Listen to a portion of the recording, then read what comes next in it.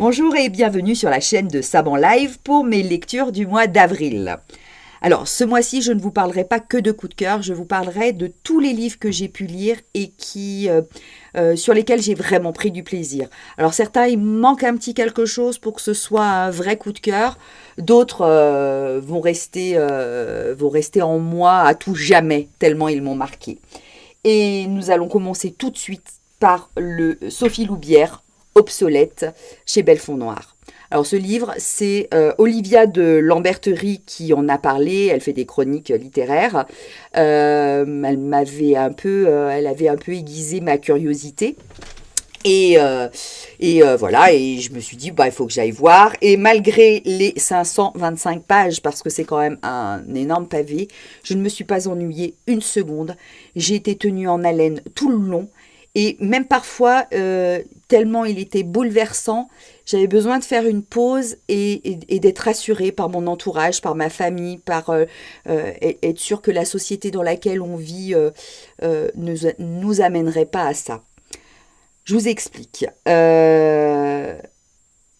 À l'aube de l'âge fatal, donc l'âge fatal pour Sophie Loubière, c'est 50 ans. Hein. Donc à l'aube de l'âge fatal, les femmes sont bonnes pour le grand recyclage. On est dans une société où il faut sauver l'humanité, sauver la planète. L'humanité se résume à plus que quelques millions de personnes. Et la gouvernance essaye plusieurs méthodes en se disant comment peut-on faire pour repeupler la Terre, sachant que le dérèglement climatique a créé des problèmes de stérilité, etc. Donc, au départ, ils imaginent peut-être de la polygamie, mais finalement, socialement, c'est pas terrible. Ça crée un climat social un peu tendu. Alors finalement, ils ont une idée de génie. Ils se disent qu'une fois que la femme ne peut plus procréer, elle va partir au grand recyclage. Donc voilà. Donc à 50 ans, la femme s'en va, elle quitte tout, elle part on ne sait où, puisque elle-même ne sait pas, la gouvernance ne dit pas où on envoie ces femmes-là, mais elle doit dire adieu à tout pour laisser sa place à une jeune femme qui viendra prendre son rôle et qui viendra faire des enfants à son mari qu'elle laisse. Donc voilà, donc le mari, au lieu d'avoir plusieurs femmes en même temps, il les a les unes derrière les autres. Donc autant vous dire que c'est quand même terrible parce qu'elles partent en même temps en ayant conscience que ce qu'elles font, c'est bien, c'est pour le bien de l'humanité. Donc elles se sacrifient pour le bien de l'humanité. En parallèle, vous avez ces hommes, ces maris, ces pères, ces frères, ces enfants qui voient partir leur maman, leur sœur, leur amoureuse, leur fille, leur amie, leur confidente vers un ailleurs qu'on ne pourra pas, dont on ne revient pas, qu'on ne peut pas définir puisqu'on ne sait pas ce qu'il se passe. Et là, c'est Rachel et ses amis qui vont partir à leur tour, qui vont partir et qui doivent préparer leur départ, préparer leur famille à l'acceptation. Mais c'est juste horrible. C'est-à-dire que moi, il y a un moment, j'ai eu besoin d'appeler mes enfants pour être rassurée, pour me dire alors attendez, en fait, là, elle abandonne son fils qui a 17 ans. Alors moi, j'ai un fils qui a 17 ans, donc autant vous dire que je me projetais sur mon fils qui avait 17 ans. Mon mari, tu serais content de me remplacer par une petite jeune, etc. Bon, alors autant vous dire que mon mari comme mes enfants, ils sont sympas. Hein. Il n'y en a pas un qui m'a dit qu'il voudrait me remplacer, passer au grand recyclage. Même si je pense que parfois je dois assez les saouler pour qu'ils aient envie que j'aille au grand recyclage. Mais je trouve quand même que la méthode choisie par Sophie Loubière, elle est un peu radicale et elle nous permet quand même de nous poser beaucoup de questions sur ce que notre gouvernance pourrait être capable d'imaginer au nom du bien-être de tout à chacun. Alors voilà, donc ça c'est l'histoire vraiment principale. Et puis à côté de ça, il y a une enquête policière puisque on va retrouver des cadavres d'enfants et que là encore, la gouvernance va pas se poser trop de questions, va se dire c'est pas possible, c'est un accident, et va essayer d'enterrer l'affaire. Mais le mari de Rachel, qui est archéologue, lui, il a besoin d'enquêter, il a besoin de comprendre, il a besoin de savoir. Donc en parallèle, on a une enquête policière qui nous permet aussi de comprendre comment fonctionne cette société-là. J'ai adoré, autant vous dire que vraiment j'ai adoré, que ce bouquin résonne très fort en moi et que je pense que je vais le garder très très très longtemps au fond de moi. Donc il s'agit de Obsolète de Sophie Loubière chez Belfond Noir. Messieurs, vous pouvez le lire également, hein. C'est intéressant quand même. Voilà. Le suivant dont je voulais vous parler, L'Ange de la Cité de Jérémy Bouquin, chez Cubic Édition. Alors, L'Ange de la Cité de Jérémy Bouquin. Alors, Jérémy Bouquin, depuis que j'ai commencé à faire ces vidéos, je vous en parle tous les mois.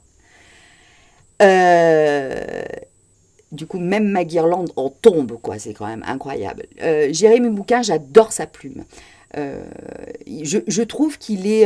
alors, il a une écriture qui se ressemble beaucoup, quelle que soit la thématique quelle que soit pour qui il écrit. Il a toujours des débuts qui sont très incisifs, avec des phrases courtes, avec des punchlines, etc. Et au fur et à mesure où l'histoire va se poser, où l'intrigue va se poser, ces phrases sont plus longues et les pensées plus mesurées, plus enrobées, voilà. Et je trouve que, comme dans son histoire, il y a une progression dans l'écriture. Alors là, il publie chez Cubic. Alors Cubic Édition, c'est une maison d'édition que je viens juste de découvrir. En fait, je l'avais découvert par un autre auteur au préalable. Je suis de près ce qu'ils font parce que vraiment, ils m'intéressent.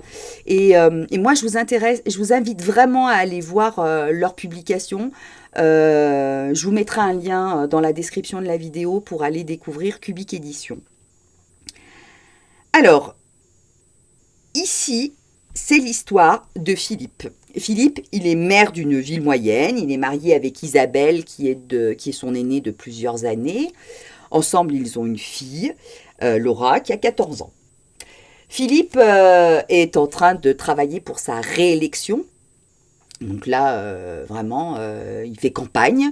Et au moment, en cours de campagne, il va y avoir un drame. Une jeune fille de 14 ans, Mathilde, va sauter du haut d'un immeuble et donner fin à ses jours. Alors, cet événement-là, ça va être le début d'un grand chamboulement pour Philippe. Il devient confus, il est dépassé par les événements, physiquement, il va pas très bien, mais en même temps, il est débordé par son activité, par son métier de politicien. Honnêtement, moi, ça me donne pas envie de rentrer en politique. Ils ont des rythmes de malades, ils sont partout, ils doivent répondre à tout ce qu'on leur demande. Bon, après, ils l'ont choisi, hein, mais en tous les cas, c'est pas un métier que je pourrais faire. Et là, Philippe, en fait, il y a un moment, il y a un coup d'arrêt, quoi, parce que Mathilde se suicide. Mathilde, elle a 14 ans. Et qu'est-ce qui peut pousser une gamine de 14 ans à se suicider ? Donc il va plus ou moins enquêter, il va plus ou moins essayer de comprendre, il va aller dans la cité, il va s'apercevoir que dans la cité c'est quand même pas top, qu'il avait pourtant promis qu'il ferait des aménagements nécessaires, qu'il avait promis qu'il y aurait un meilleur vivre ensemble. Et effectivement non, c'est pas le cas.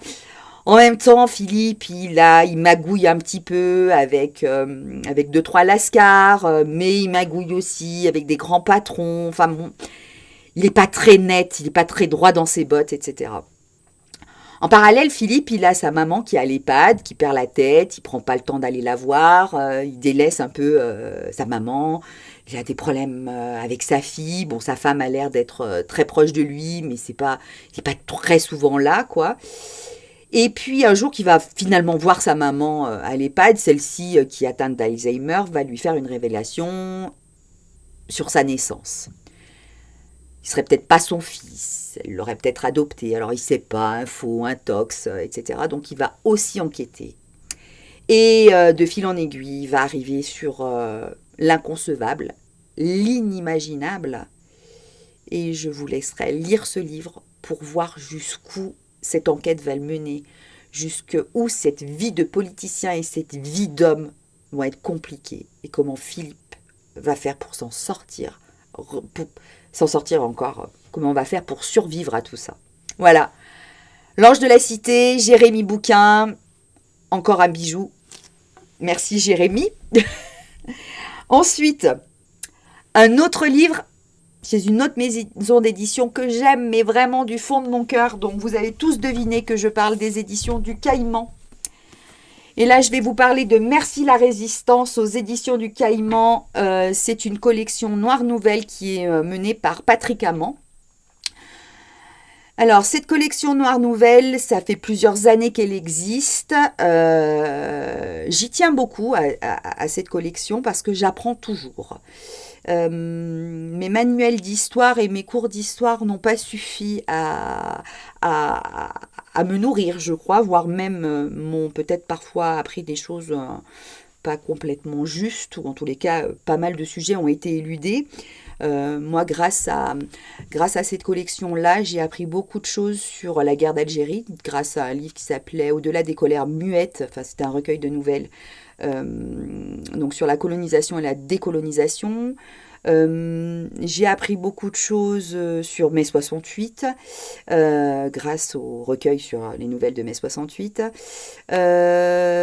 sur l'anarchie, sur les brigades rouges, etc.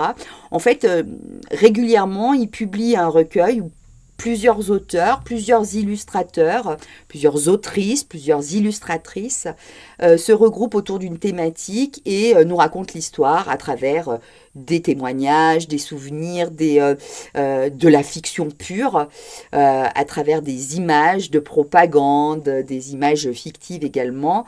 Et à travers tout ça, ils nous racontent l'histoire avec un grand H.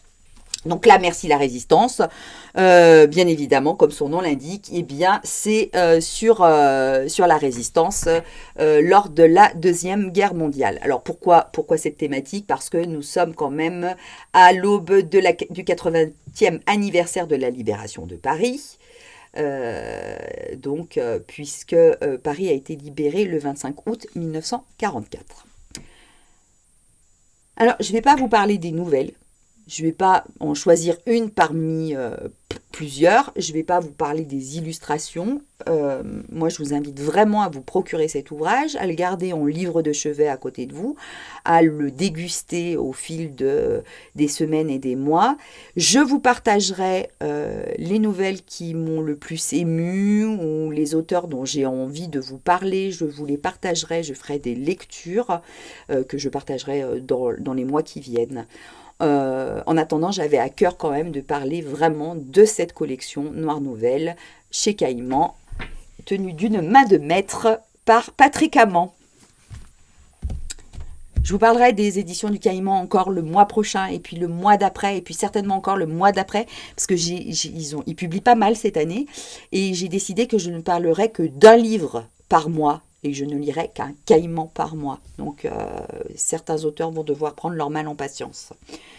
Donc voilà, pour les éditions du Caïman, j'ai fait le tour. Alors, je vais vous parler d'un autre bouquin qui s'appelle Le fils du coiffeur de Gerbrand Baker. Alors, l'auteur est un Néerlandais. Du coup, ça se passe aux Pays-Bas. J'ai choisi ce livre parce que c'est le titre qui m'a... Alors, c'est chez Christian Bourgeois. Si je ne parle pas de l'éditeur, c'est chez Christian Bourgeois. C'est le titre, en fait, qui m'a interpellée parce que j'avais envie de parler de mon coiffeur. J'avais envie d'aller enregistrer chez lui. Alors, j'en profite pour faire un coucou à Mathieu de l'appart MP Coiffure à Saint-Étienne. J'ai une passion pour mon coiffeur. J'avais déjà fait un texte sur lui, donc du coup, j'en profite, je le remets à l'honneur. Alors, ce livre, hormis qu'il s'appelle Le fils du coiffeur, il n'a rien à voir avec mon coiffeur. Voilà. Là, c'est l'histoire de Simon. Simon, il est fils et petit-fils de coiffeur. Alors, il n'a pas envie de se crever à la tâche, il n'a pas envie de bosser plus que de raison, hein. Donc il prend des clients par-ci par-là. Sa boutique, elle est plus souvent fermée qu'ouverte, au grand désespoir de son grand-père. Son père, bah lui, il n'a pas d'espoir, hein. Il est a priori mort dans un crash d'avion, donc le fameux crash d'avion de mars 1977 qui a eu lieu à Tenerife. Alors moi, j'étais pas du tout au courant de cette histoire. Je n'avais pas suivi ce fait divers qui fait quand même plusieurs morts. Donc à Tenerife, en mars 1977, il y a 2 Boeing qui se rentrent dedans. C'est un accident qui est assez bizarre en fait, c'est parce que il y a un avion, il y a un aéroport qui est fermé sur une autre île, donc tous les avions sont dirigés sur cet aéroport-là. Donc il y a plein d'avions, trop d'avions à gérer. Donc peut-être que la tour de contrôle est peut-être un peu débordée, les pilotes sont un peu agacés par l'attente, par le détournement, etc. Bref, tout ça fait que bah, l'erreur est humaine et l'erreur arrive et elle coûte la vie à des centaines de passagers. Donc c'est un avion néerlandais qui va rentrer dans un avion américain. Je vous laisserai lire le livre, voire lire les informations là-dessus, puisque c'est une histoire vraie qui vous expliquera réellement les circonstances de cet accident. Alors, il n'y a pas... Excusez-moi, c'est parce que j'ai voulu mettre du muguet pour décorer mon espace, mais du coup je suis hyper allergique, donc c'est terrible. Mais je continue, c'est pas grave. Il n'y a pas de... l'enquête, l'enquête de ces crashs, elle a mené à quelque chose, mais quand même, on n'est pas tout à fait sûr. Il y a quand même pas mal de points divergents. Donc Simon, en fait, va apprendre sur le tard que son père est mort dans ce crash d'avion alors que sa maman était enceinte. Son papa est parti, a abandonné sa maman, comme ça, sans prévenir, bien évidemment, et il est mort dans ce crash. Donc Simon va enquêter, va aller voir un petit peu ce qui s'est passé, et en tous les cas, le corps de son papa ne sera jamais identifié. Donc, il y a quand même un doute qui persiste. Est-il vraiment mort? Est-il pas mort? En même temps, il fait partie de la liste des passagers. Tous les passagers n'ont pas pu être identifiés. Mais voilà. Donc, c'est cette histoire de Simon qui cherche un petit peu d'où il vient, où il va, et qui également est vraiment en difficulté avec lui-même. Il a une sexualité qui est très fantasmée. Et voire même parfois, moi je l'ai trouvé un peu cringe quand même, je l'ai trouvé un peu malaisant Simon. Donc autant l'histoire du crash d'avion m'a emballé et cette enquête m'a emballé, autant Simon, je ne l'ai pas trop senti, je ne l'ai pas trop aimé. C'est un personnage qui... voilà, alors je l'ai toujours dans la tête, il est toujours là parce que j'essaye de le comprendre, j'essaye de le décortiquer, j'essaye de savoir qui il est réellement. Et il me laisse plein d'incertitudes et plein de doutes. En tous les cas, vraiment, je vous invite à le lire parce que l'enquête est drôlement bien menée, parce que les personnages sont insaisissables quand même, tous autant qu'ils sont, et c'est une vraie belle histoire. Donc, Le fils du coiffeur de Gerbrand Becker chez Christian Bourgeois.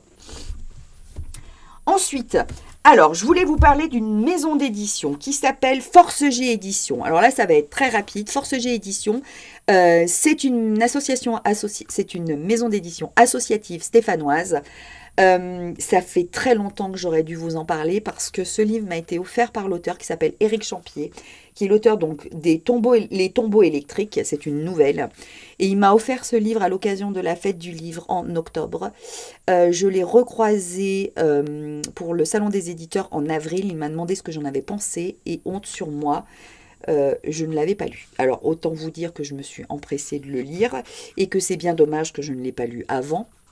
Alors c'est 47 pages, autant vous dire que voilà, c'est la petite dégustation, c'est la petite gourmandise facile hein, entre Saint-Étienne et Lyon dans votre train, dans vos transports en commun, dans la salle d'attente du médecin, enfin peu importe, vous n'avez aucune excuse de ne pas lire de ce format-là.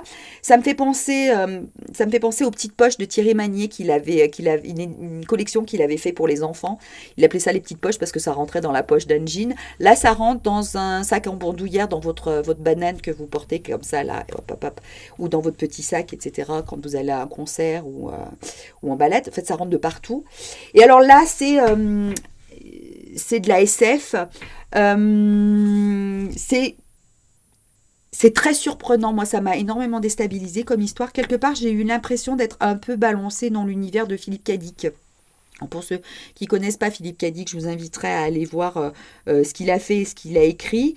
Alors oui, c'est quand même une sacrée référence hein, quand je compare Éric Champier à Philippe Cadic. Voilà, je ne fais pas les choses à moitié. Mais quand même, cet univers, il est un peu barré, quoi. Et j'avais retrouvé ça un peu dans les nouvelles fantastiques de Philippe Cadic, un univers bien barré. Là, c'est l'histoire. Ça se passe au Texas. C'est dans une petite ville. Il y a eu des viols. Il y a une jeune fille une dame, une Lucie qui s'est fait violer. Et donc, du coup, on va on va essayer de la protéger. Donc, comme on est dans un monde science-fiction, bah, c'est les objets de la maison qui la protègent. Entre-temps, il y a son papa qui va revenir, qu'elle n'aura pas vu depuis très longtemps, et pour cause, vous le comprendrez en lisant l'histoire. Ce papa va pas être très très bien accueilli par la maison, donc il va devoir lutter contre la maison pour venir prendre soin de sa fille. Et voilà, et les personnalités vont se dévoiler au fur et à mesure de cette nouvelle. J'ai passé vraiment un bon moment, mais c'est bien barré quand même, hein, bien bien. Donc ça s'appelle Les Tombeaux électriques chez La Force G Édition. J'essaierai de vous en présenter, j'en ai plein encore sous le coude, donc j'essaierai de vous en présenter très prochainement d'autres. Et si ça vous intéresse, je mettrai la description aussi, je mettrai le lien dans la description de la vidéo. Et voilà. Alors, le petit dernier, rapidement, citadin de demain, capitale du Nord de Claire du Vivier, aux forges de Vulcain. C'est un truc qui date de 2021. Alors moi, j'ai cru que c'était récent. Je suis passée à côté. C'est de l'heroic fantasy, francophone. Donc c'est quand même assez rare pour le souligner. Du très bon heroic fantasy. Très très très bon. Alors, ça se passe, on a 3 personnages principaux. Mais on a donc Amalia, on a Erion et Jonas, qui sont 3 jeunes qui sont très très amis. Mais pour moi, il y a 4 personnages qui sont essentiels parce qu'il y a la ville. La ville, elle a une place essentielle dans cette histoire. La ville d'aujourd'hui et la ville miroir. Alors, Amalia, Erion et Jonas sont très amis, mais ils n'évoluent pas dans le même monde. Amalia et Erion sont des aristocrates. Jonas, lui, fait partie du peuple. Mais un concours de circonstances, un hasard va faire que il va être accueilli dans le monde aristocratique. Il va pouvoir suivre les mêmes études que Erion et Amélia. Voilà. Ces 3 jeunes, en fait, vont parcourir la ville, vont faire entrer la magie dans la ville, alors que la magie n'existait plus. Alors, l'histoire, elle commence gentiment. Voilà, c'est une petite histoire sympathique de 3 amis qui évoluent comme ça. Et pourtant, page après page, on sent que le climat devient de plus en plus hostile, mais on ne peut pas s'empêcher de vouloir en savoir plus. Et là, en fait, le rationnel se heurte à l'irrationnel et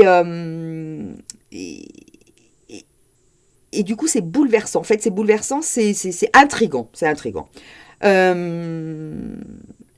La magie, en refaisant son apparition, elle va quand même avoir... ça va être dommageable sur la santé mentale des protagonistes. Et en même temps, est-ce qu'elle est vraiment nécessaire ? Oui, parce qu'elle va montrer, elle va indiquer un futur. Elle va permettre, parce que là, la ville il commence à y avoir des échauffourées, le peuple commence à se rebeller, on comprend pas trop comment, pourquoi. Ça avait l'air d'être une ville qui était plutôt sympa, avec un climat plutôt sympa, puis finalement pas tant que ça. Il y a l'outre-mer qui se rebelle, le commerce marche plus exactement comme ça. Et la magie va dévoiler quelque chose, elle va raconter peut-être le futur. Et puis les protagonistes, ils sont pas aussi lisses qu'ils n'y paraissent, ils sont pas aussi amis qu'ils n'y paraissent, et ils sont pas aussi sains d'esprit qu'ils ne paraissent. Bref, j'ai hâte de lire le tome 2. Voilà, je ne peux que vous le conseiller. Citadin de Demain, capitale du Nord de Claire Duvivier, aux Forges de Vulcain. Je vais m'arrêter là pour ce mois-ci. Je vous remercie sincèrement du fond du cœur de m'avoir suivi jusqu'au bout de cette vidéo. J'ai encore plein de choses à vous dire. J'aurai encore plein de livres dont j'aurais eu envie de vous parler. On en parlera prochainement. Je ferai peut-être d'autres vidéos entremis. En attendant, je vous souhaite un bon 1er mai, un beau mois de mai, en espérant que le soleil revienne et nous permette de ressortir un petit peu. Sinon, de bonnes lectures et à très vite. N'oubliez pas, pour me soutenir, abonnez-vous, partagez, likez. À bientôt!